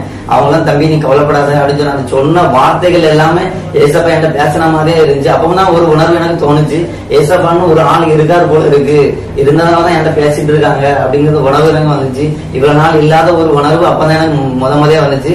அடுத்த இருந்த நான் ஒரு வாரம் பட்டினியா தான் நான் இருந்தேன். அந்த பட்டினிங்கிற வேதனை எனக்கு இருந்ததே இல்லை. இரத்துணி அந்த தண்ணி குடிச்சிட்டு தான் படுத்துட்டு இருந்தேன். இருந்தாலுமே ஏசப்பா கூட இருக்கிறாங்க ஒரு நம்பிக்கை அந்த நேரத்துல எனக்கு தோணிட்டே இருந்துச்சு. அந்த 3வது வாரம் நான் சர்ச்சுக்கு போகும்போதுல எல்லாத்தையும் சொல்லிட்டு நான் ஊருக்கு போறேன், எனக்கு எல்லாமே என் பாஸ்போர்ட் தரமாட்டுக்காங்க, நான் ஊருக்கு போறேன் அப்படின்னு சொல்லுவாங்க. இல்ல நான் பேசி பார்க்கணுமான்னு சொல்லி நிறைய பேர் சொன்னாங்க, பெரிய பெரிய ஆள்கள்லாம் சொன்னாங்க. அப்ப நான் ஒரே சொன்னேன், நான் அந்த ஊரை விட்டு போறேன்னு சொல்லி நான் இன்ன வரைக்கும் நான் கஷ்டப்படல. ஒரே ஒரு ஆளு அவரை நான் என் சொந்த ரச்சகரம் ஏத்துக்கு நான் ஊருக்கு போறேன். என் மனைவிக்கு ரொம்ப சந்தோஷம். நான் போய் பெந்தேகோஸ்தா மாதிரி நான் போறது என் மனைவிக்கு ரொம்ப சந்தோஷமா இருக்கும். நான் சம்பாதிச்சுட்டு போனாலும் ஒன்றும் பிரச்சனை இல்லை அப்படின்னு சொல்லி திரும்பி நான் இந்த பம்பாய்க்கு வந்தேன். ஒரு வேலை எனக்கு ரெடியா இருந்துச்சு. இங்க சேர்ந்தோம். இங்க வந்த மும்பைக்கு வந்த பிறகு நாங்க இங்க தூரமா பீவண்டியில இருந்து மும்பையில ஒரு ஏரியா இருக்கு. இங்க இருந்து கிட்டத்தட்ட ஒரு 40-45 கிலோமீட்டர் அங்க இருக்கும். அங்கதான் ஒரு இருந்தேன். கம்பெனி அது பக்கமா இருந்ததுனால அங்க ரொம்ப வருஷமா நாங்க இருந்துட்டே இருந்தோம். அப்போ அங்க பக்கத்துல ஜிஎஸ்சி சர்ச்சுக்கு தான் போயிட்டு இருந்தோம். பெரிய சர்ச்சு எங்க பக்கத்துல எதுவும் இல்லைனால ஜிஎஸ்சி சர்ச்சுக்கு போயிட்டு இருந்தோம். இருந்தாலுமே எங்க 2 பேருக்குள்ள ஒரு இது இருந்துட்டே இருக்கும். நம்ம ஆவிக்குரிய வாழ்க்கையில வந்ததுக்கு பிறகு இப்படிப்பட்ட ஒரு பாரம்பரிய சபைக்கு போறது வந்து ஒரு கேள்விக்குறியா இருந்துட்டு தான் நாங்க எப்பவுமே இருப்போம். டெய்லி நாங்க குடும்ப ஜெபம் பண்ணுவோம். குடும்ப ஜெபத்துல பண்ணும்போதுலாம் இப்படி எங்களுக்கு ஒரு ஆவிக்குரிய சபையை தாருங்கன்னு சொல்லி ஜெபம் பண்ணிட்டே இருந்தோம். அதுக்கு பிறகு எனக்கு ஒரு தாராவிக்கு வரணும்னு சொல்லி ஒரு இது வந்துச்சு. அப்போ தாராவிக்கு போகுமா அப்படின்னு சொல்லி சொல்லும்போது சரி போவோம்னு சொல்லி தாராவிக்கு நாங்க கிளம்பி இங்க வந்தோம். இங்க வந்ததுக்கு பிறகும் ஒரு கொஸ்டின் மார்க் தான் இருந்துட்டே இருந்துச்சு. இங்க வர்றதுக்கு முன்னாடி வந்து ஆர்பிடிஎம் லிங்க் வந்து ஒரு சிஸ்டர் வந்து எங்களுக்கு அனுப்புனாங்க.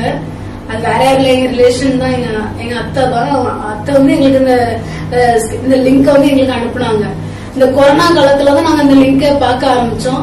ஃப்ரீ டைம் எப்பெல்லாம் எங்களுக்கு ஃப்ரீ டைம் கிடைக்குதோ அப்ப எல்லாமே நான் வந்து ஃபுல் எனி டைம் அந்த ஸ்கிட்ட தான் பார்ப்பேன்.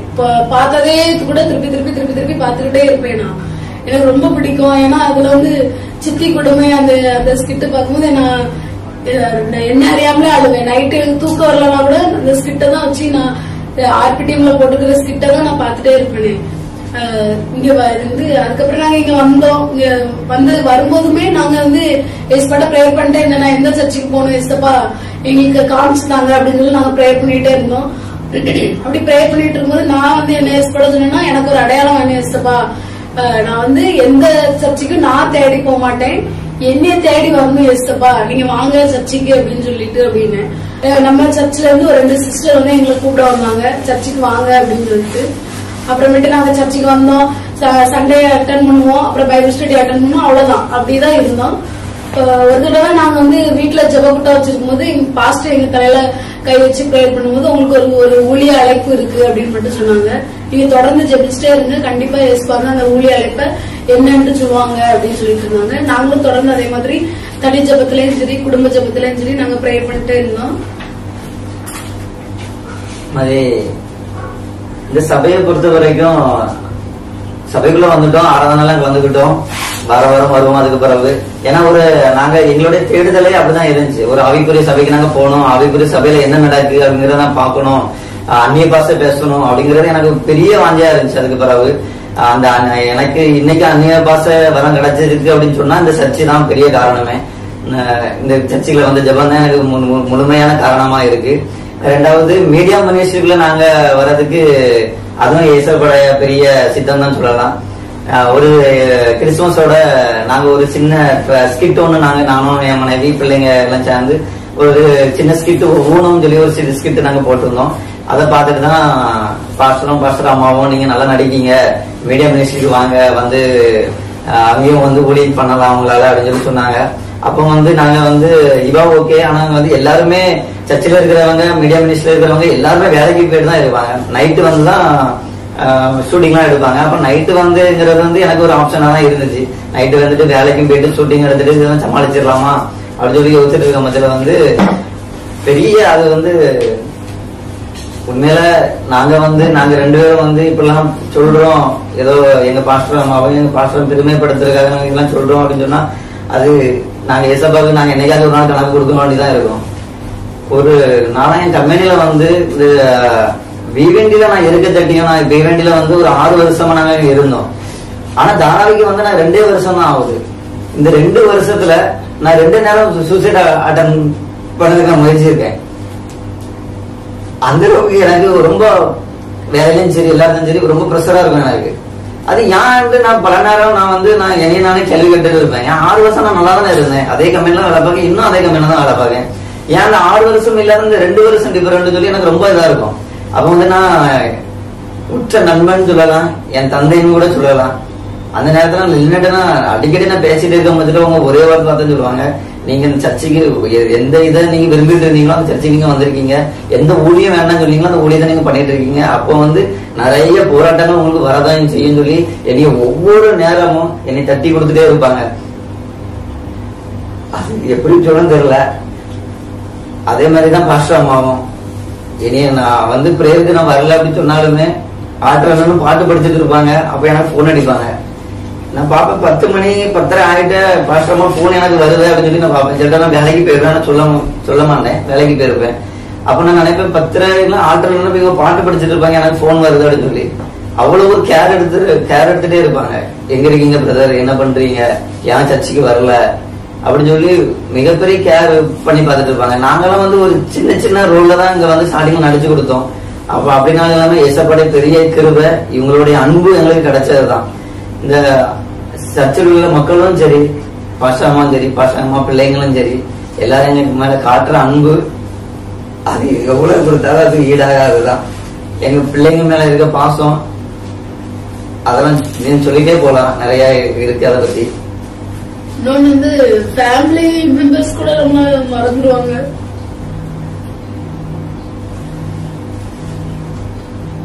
எங்களால ரொம்ப பேச முடியல.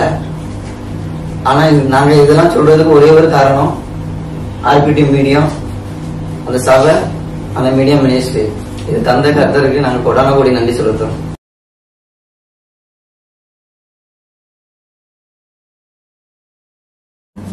ஸ்கிரிப்ட் வேற இன்னைக்கு எடுக்க வேண்டியது இருக்கு. சரி டைம் சொல்லிடுவோம் முதலே போன் பண்ணி, அப்பதான் வேலையெல்லாம் முடிச்சிட்டு கரெக்டா வருவாங்க. ஹலோ ஆனந்தி அக்கா. சொல்லுங்கக்கா. ஏக்கா இன்னைக்கு வந்து நம்ம ஸ்கிரிப்ட் எடுக்கணும்க்கா. சரிக்கா. சரி சீக்கிரமா வேலையெல்லாம் முடிச்சிட்டு ஒரு 8 மணிக்கு வந்துருங்க. என்னக்கா? சரிக்கா. நான் 7:50க்கு எப்படி டான்னு வந்து நிக்கேன் பாருங்க. வெரி குட் 7:50க்கு வந்துருங்கக்கா. நான் இப்ப சாரதாக்கும் போன் அடிச்சிருந்தேன். சரிக்கா. சரி ஓகே. சுடிதாரா சரியா? ஏக்கா நீங்க வந்து இதுல வந்து நீங்க பொம்பளையால நீங்க வந்து சாரி 2 வச்சுக்கிடுங்க, ஒரு சுடிதார் வச்சுக்கிடுங்க. சரியாக்கா? சரிக்கா. சாரி எப்படி சிம்பிளா வைக்கணுமா கிராண்டா வைக்கணுமா? ஏக்கா இதுல வந்து நீங்க கொஞ்சம் ரிச்சான ஃபேமிலி, அதனால கொஞ்சம் கிராண்டாவே வச்சுக்கிடுங்க. சரிக்கா. சரி சரி ஓகேக்கா. நான் சாரதா போன் அடிக்கிறேன். சரிக்கா. சரி ஓகே.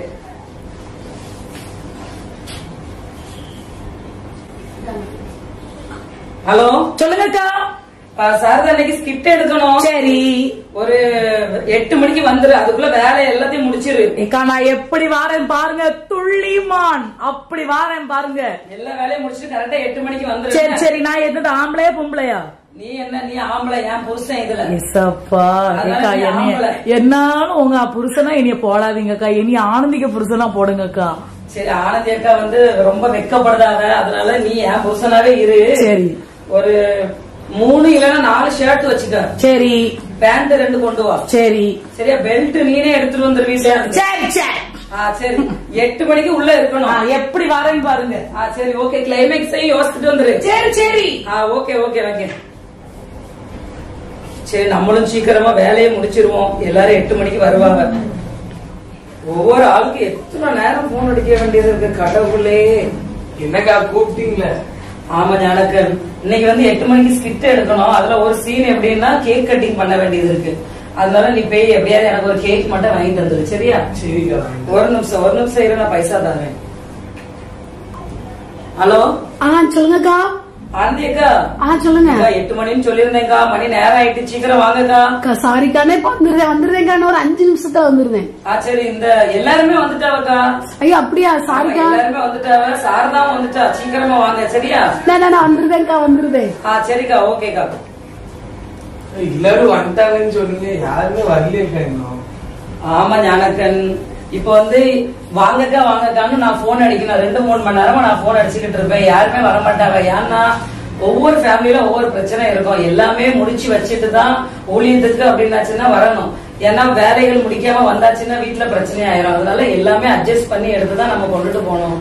அது வேற என்னன்னா ஒவ்வொரு குடும்பத்துல இப்போ உங்க குடும்பத்துல பாரு உங்க அம்மாக்கு சோம்பல, அப்ப நீ அந்த வேலையெல்லாம் முடிச்சுட்டு தானே உனக்கு வர முடியும்.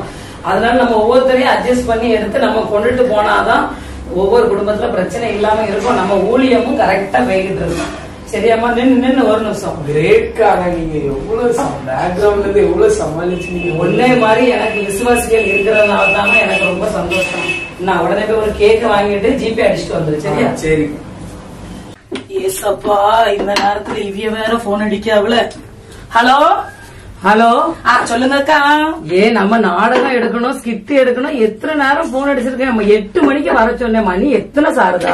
நான் பாருங்கக்கா, என்ன பாருங்க, நடந்துதான் வந்துகிட்டு இருக்கேன். கடை கிட்ட வந்துட்டேன். சர்ச்சுக்கு பக்கத்துல ஒரு கடை இருக்குல்ல, அந்த கடை கிட்ட வந்துட்டேன். மணி 8 மணிக்கு வர சொன்னேன். 9 மணி ஆயிட்டு. வா சீக்கிரம். வந்துட்டேன். பாத்திர சவுண்ட் கேட்ட மாதிரி இருக்கு. ஐயே, அது பக்கத்து வீட்டுல எங்கேயும் வேலை பாத்துக்கிட்டு இருக்கா. வேணா வரேன். சரி வா வா, எல்லாரும் வந்தாச்சு, சீக்கிரம் வா. இயேசுவே சோத்திரம், சீக்கிரம் ஆவுமா சப்பாத்தி. ஐயோ, ஜான்சிக்கு வேற போன் அடிச்சிட்டு இருக்காங்க. ஐயோ, ஸ்கிட்டுக்கு வேற கூப்பிட்டாங்களே. அக்கா. ஹலோ. அக்கா. ஏக்கா நேரம் ஆயிட்டுக்கா. 8 மணிக்கே கூப்பிட்டேங்கா. மணி 9 ஆயிட்டு. நான் துணி தாங்க எடுத்து வச்சிட்டு இருக்கேன். இப்ப எடுத்து வச்சுட்டு வந்துடுறேன். ஆமா, ஸ்கிட் எடுக்கணும்ல, சீக்கிரம் வாங்கக்கா. நான் வந்துடுவேன்க்கா. வந்துடுறேன். ஒரு நிமிஷத்துல வந்துடுவேன். துணி எடுத்து வச்சுட்டு வந்துருவேனக்கா. 8 மணிக்கு கூப்பிட்டேன். 9 ஆயிட்டலாக்கா. ஆமாக்கா, கொஞ்சம் வேலை இருந்துச்சு. சரி சரி, சீக்கிரம் வாங்க, சீக்கிரம் வாங்க. சரிக்கா, சரி சரி. நம்முடைய கட்டணம் இயேசுவே, எக்கா லேட் ஆயிட்டுக்கா. லேட் ஆயிட்டு. ஏசப்பா, மணி 9 ஆயிட்டுக்கா. அது இன்னைக்கு மட்டுமா 9 ஆயிடுச்சு. வா, என்னாலும் தான் ஆயிருது. வா வா. ஆமா, சாப்பாடு வச்சிருக்கேன், எடுத்து சாப்பிட்டுருந்தேன்னு. சரி வாங்க அக்கா. ராஜாத்தி வாங்க. மணி 9:45 ஆயிட்டுக்கா. 9:45 9:50 ஆயிட்டு. வாங்க, நீங்க ஒரு குடும்ப இஸ்திரி அக்கா. வாங்க ஏக்கா, நான் ஒரு நல்ல கதை யோசிச்சுட்டு வந்திருக்கேன். Miss understanding. ஒருத்தி போன் பேசிட்டே போகணும். பக்கத்துல இருக்க ஆள் சொல்லணும், பாருக்கா பாலி கல்யாணம் முடிஞ்சு ஒரு புருஷன் வந்துட்டு குடும்பம் இருக்கு, இவளுக்கு என்ன ரோட்ல ஒரே போன் பேசிக்கிட்டாலே தான் அப்படின்னு சொல்லணும்க்கா. நல்லா இருந்தா இருக்கும். நல்லதா இருக்கும். அப்போ அந்த அந்த போற பெண் வந்து நல்ல ஒரு பெண்ணா இருக்கணும். ஆனா சுத்தி இருக்க ஆட்கள் அவளை தப்பாவே போர்ட்ரே பண்ணணும். கடைசியில அவங்களுடைய மனநிலைமை என்ன, அதுக்கப்புறம் நம்ம அப்படியே கொண்டுட்டு வந்து கிளைமேக்ஸ் எழுதிடலாம். என்னக்கா நீங்க சொல்லுதிய? வெறும் சீனை மட்டும் எழுது. நீங்களும் டயலாக்க நீங்களே பேசிக்கிடணும்னாக்கா. நீங்க மண்டே சொல்லுது, 2வது சீனை சொல்லுங்க. நீங்களே எழுதுங்க, சொல்றேன். Miss understanding. முதல் எப்படி நம்ம ஒரு இன்ட்ரோ கொடுப்போம். காப்பி கொண்டுட்டு வரணும் முதல்ல. அப்பதான் இது புருஷன், இது பொண்டாட்டி, இது பிள்ளைகள் எல்லாருக்குமே தெரியும். ஒரு இன்ட்ரோ ஃபர்ஸ்ட் எழுது. சரி, ஃபர்ஸ்ட் இன்ட்ரோ. செகண்ட் சாப்பிடுங்கக்கா. அப்பதான் உங்களுக்கு மூளை இன்னும் யூஸ் ஆகும். சரி, சாப்பிடுங்கக்கா. அப்புறம் செகண்ட் வந்து அந்த போன் பேசுற சீன் வச்சிருவோம். அப்புறம் மூணாவது சமையல போடுங்க. சமையல்ல ஒரு சீன் எடுத்துருவோம் கிச்சன்ல. அதுல எப்படி மிஸ் அண்டர்ஸ்டாண்டிங் ஆகும்? சாப்பாடுல மிஸ் அண்டர்ஸ்டாண்டிங் ஆகட்டும். இது என்னமா சாப்பாடுல என்ன மிஸ் அண்டர்ஸ்டாண்டிங்? சரி, இப்ப சாப்பிடுறது தப்பா ஆகி போயிட்டு விடுங்க. அடுத்த சீனை சொல்லுங்க. அடுத்த சீனை சொல்லுங்க. டக் டக்குன்னு யோசிங்க. கிளைமேக்ஸ் எப்படி வைக்கலாம்னு யோசிங்க. இப்ப வெளியே மார்க்கெட்டுக்கு போற மாதிரி போறோம். போயிட்டு வரும்போது லேட் ஆயிரும். லேட் ஆகணும்னா முறுக்கு சாப்பிட்டோன்னு உங்களுக்கு மூளை யூஸ் ஆகுது. அதுக்கப்புறம் பிள்ளைக்கு ஹாஃப் டே இருக்கணும். அப்புறம் ஸ்கூல் வந்து 1/2 மணி நேரம் தூரமா இருக்கணும். அப்புறம் சரி போயிட்டு வர்றதுக்கு எதுக்கு டைம் ஆகணும்னு சொல்லிட்டு அங்கேயே இருந்து பிள்ளைய கூட்டிட்டு வரணும். வீட்டுல மாமியார் மாமனார் எல்லாரும் சேர்ந்து கதை கட்டி இருக்கணும். எதுக்கு இப்படி அங்க போய் இருக்கா அப்படின்னு மிஸ் அண்டர்ஸ்டாண்டிங் சந்தேகம் தானே? இல்லையா? இல்ல இல்ல, இப்ப சந்தேகம் அப்படின்னா வழி வகுக்கிறது சந்தேகத்துக்கு. மிஸ் அண்டர்ஸ்டாண்டிங்னா அவங்க மேல தவறே இல்ல, ஆனா அவங்க மேல தவறா நம்ம குற்றம் சாட்டு. நம்ம தப்பா புரிஞ்சுக்கலாம். மிஸ் அண்டர்ஸ்டாண்டிங்ல யார? நீங்க தான் அது. உங்க வீட்டுக்காரர் தான். நான் தான் உங்க மாமியாரு, இவியதான் மாமியாரு, நான் மாமனாரு. கிரிஜாக்கா வீட்டுக்காரக்க தங்கச்சி. கிரிஜா அப்படி சொல்லல. இல்ல நான் என்ன சொன்னேன், கிரிஜாமா நீங்க தான் என்ன பண்ணணும்னா மாமியாரையும் மாமனாரும் நல்ல ட்ரிகர் பண்ணோம். என்னக்கா? கரெக்ட் தான். உங்க வேலையை என்ன பண்ண சொல்றீங்க? சரி பண்ணுமா. நான் தானே மாமியாரு வச்சு செய்தேம்மா. இல்ல ஆனாக்கா புருஷன் தான் இது. ஆமா, இது மாமியாரு, நீங்க மருமக, இவ வந்து வீட்டுக்காருக்க தங்கச்சி, உங்க வீட்டுக்கார் தினகரன், நான் மாமனாரு. கடைசி வரைக்கும் சுவிசேஷம் சொல்றது நம்ம மகாராஜா. ஓகே, மகாராஜா போட்டுருவோம். சரிங்க, நீங்க மனசை திடப்படுத்திக்கிடுங்க. உங்களை நான் இதுல வந்து கொடுமைப்படுத்துவேன். எஸ், கிளைமேக்ஸ் எப்படின்னு நம்ம பாஸ்டர் கிட்ட கன்சல்ட் பண்ணிட்டு 2 வசனத்தையும் கேட்டு ஆலோசனை பண்ணிட்டு கிளைமேக்ஸ் டிசைட் பண்ணிடுவோம். நீங்க சுடிதார், நான் பேண்ட் சட்டை, நான் வந்து சேலை. மாமியார்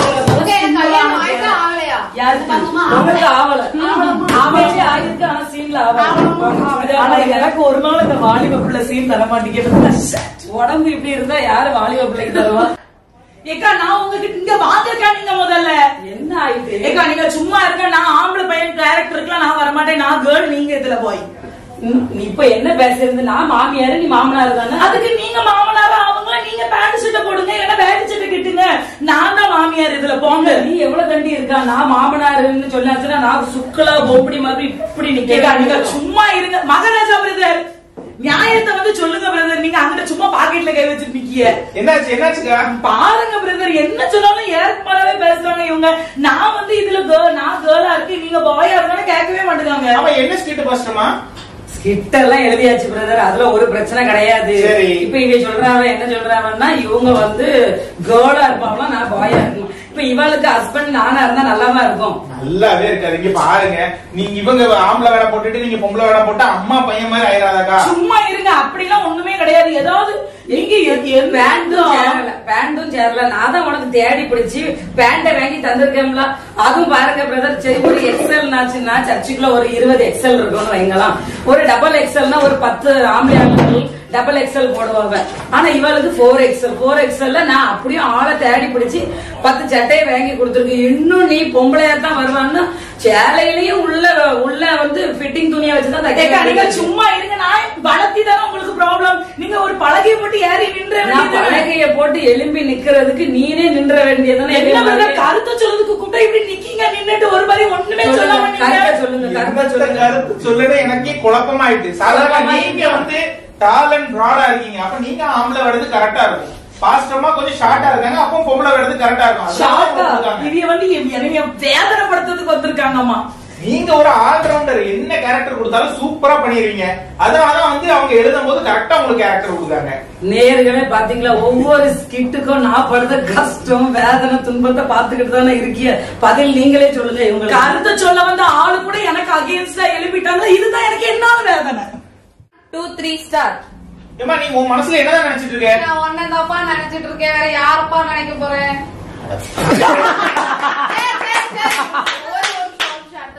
சரி, 1, 2, 3 ஸ்டார். ஏமா உன் மனசுல என்னதான் நினைச்சிட்டு இருக்க?